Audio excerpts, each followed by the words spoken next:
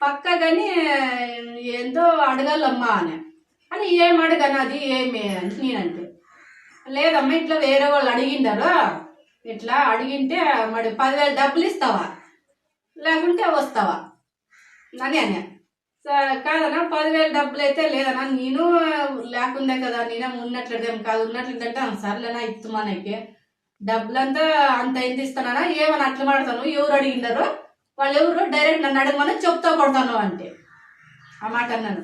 అంటే ఎంత పెద్ద మాట ఏంటిలే అమ్మా అని ఉండేది అంతే చూడనా సిచ్యువేషనా.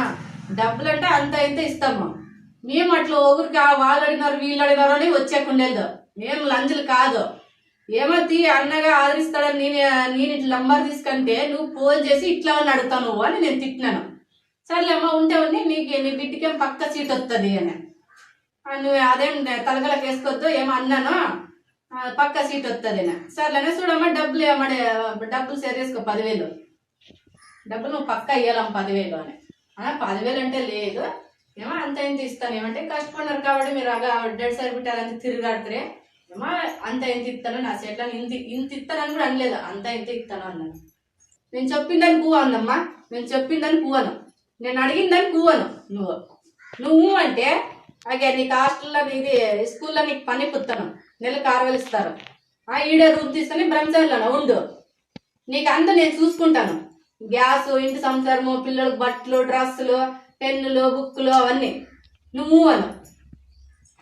నేను జాంగా నీకు పాలల్లో చెప్పేదానా నేను అననే ఏడు అనలా. ఇప్పుడు నేను నా మొగుడు ఉంటాడు, నీ పెళ్ళాంని నీ అక్క చెల్లెల్ని బిడ్డని అడిగితే నువ్వు ఊరుకుంటావా అట్లా అనుకొని నోరు మూసుకొని ఫోన్ పెట్టాను, ఇంకోసారి నాకు ఫోన్ చేయొద్దు అంటే నువ్వు సేర్తో ఒకటే సేర్చుకుంటే 2 అంతే నా పిల్లలే. ఏమంటే పిల్లలు నేను వెళ్ళి అత్తపోతాను పనికి నేను ఇంక ఇసుకోలే ఒకనాడు పోతున్నాడు పేరు కదా, పిల్లలు చెడిపోతారు హాస్టల్కి అయితే బాగుంటారు కానీ నా తాపత్రయమా, నా పిల్లలు నేను చదువుకోవాలని నా తాపత్రయం ఉండదు నాకే. నేను ఇట్లా అంటే నువ్వు ఇట్లంతా ఊహించుకొని నువ్వు అడిగితే నేనేం చేయలేపునానా ఏమే, నేను ఒకసారి చెప్తాను పదే చెప్పేదో నేను చెప్తానే కొట్టేది కొట్టేకేమే